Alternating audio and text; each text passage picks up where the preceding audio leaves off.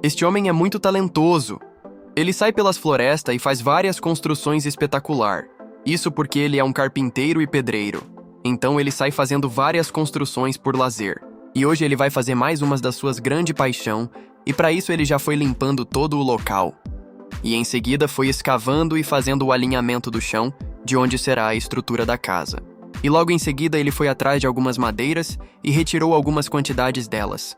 E foi usando elas como suporte entre o chão e a pedra, que é o teto da casa, e já aproveitando o suporte, ele utilizou para colocar algumas madeiras de travessa, que vai ser a parede da casa.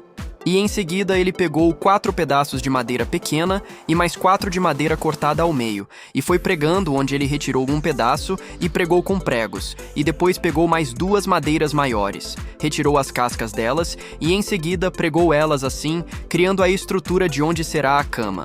E assim ele pegou alguns pedaços de madeiras cortadas e foi colocando elas por cima de toda a estrutura da cama e pregou elas com alguns pregos e assim deixando a cama pronta.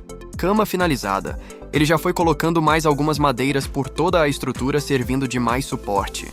E para deixar mais estruturada, ele pegou alguns pedaços de lajes e foi colocando por todo o chão da casa, assim servindo como um piso de pedras e ficando uma coisa mais sofisticada. Em seguida, ele fez uma massa utilizando argilas e cortou algumas madeiras em pedaços pequenos e jogando massa e colocando as madeiras, mas dessa vez com as pontas para frente, e foi levantando até o topo. E em seguida, ele fez o mesmo processo com as laterais, deixando apenas o espaço da porta e da janela. Com todas as paredes feitas, ele foi fazer a porta da casa.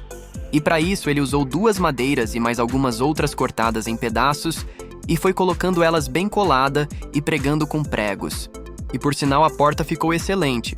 Então ele pegou mais algumas pedras e foi fazendo um piso pela parte de fora e pegou alguns tapetes de grama e foi colocando ao redor de toda a casa, assim deixando ela mais elegante. Com a casa pronta ele lavou seu rosto e foi descansar em sua casa nova.